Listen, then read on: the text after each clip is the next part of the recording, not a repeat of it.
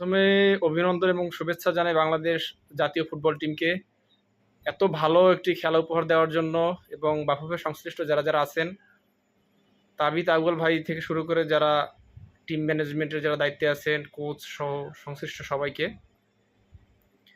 অভাবনীয় পরিবর্তন বাংলাদেশ ফুটবলের অনেক দিন স্বপ্ন ছিল ইউরোপের ফুটবল, লাতিন আমেরিকার যে ফুটবলগুলো খেলা দেখে আসলে মনে হয় চোখ সরানো যাইতেন, এরকম একটা ছবির মতো খেলা।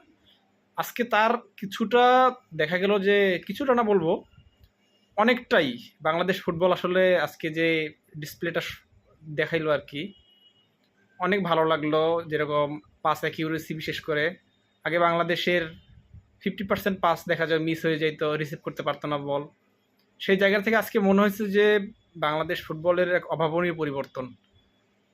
প্রায় আমি খেলা দেখার পরে মনে হয়েছে যে 80% বল বাংলাদেশের পাইছিল। এই কি বাংলাদেশ খেলতেছে নাকি অন্য কোনো দল? আমার কাছে মনে হচ্ছে যে বাংলাদেশের জার্সি কি মনে হচ্ছে যে বাহিরের অন্য কোনো ইউরোপের কোনো একটা দেশ হয়তো বা খেলতেছে। আজকে যদি বিশ্বাস করেন, আজকে বাংলাদেশ যদি হারতো তাও আমার মনে কোনো দুঃখ থাকতো না, যে না আসলে এত ভালো খেলতেছি আমরা। আমার কাছে মনে হয় যে বাংলাদেশ ক্রিকেট নিয়ে যেরকম সময় দেওয়া হয়, বাংলাদেশ ফুটবলে যদি এরকম একটু সময় দেওয়া হয়, ভালো কোচ, পাশাপাশি ভালো একটু দিক নির্দেশনা পাওয়া যায়, ভালো স্যালারি তাদেরকে দেওয়া হয়, আমার কাছে মনে হয় বাংলাদেশ ফুটবল নিয়ে 5 বছর যদি কেউ মেগা প্রকল্প করে, মেগা চিন্তা করে, তাহলে আমরা আল্লাহর রহমতে 2030 বিশ্বকাপ ইনশাল্লাহ খেলতে পারবো। এতটুকু বিশ্বাস আজকের খেলা দেখে ভিতরে আসছে যে না আসলে আমরা বাংলাদেশ পারে। বাংলাদেশের প্রতিভার শেষ নাই, কিন্তু প্রতিভাগুলো আসলে বের করে নিয়ে আসাই আমাদের চ্যালেঞ্জ।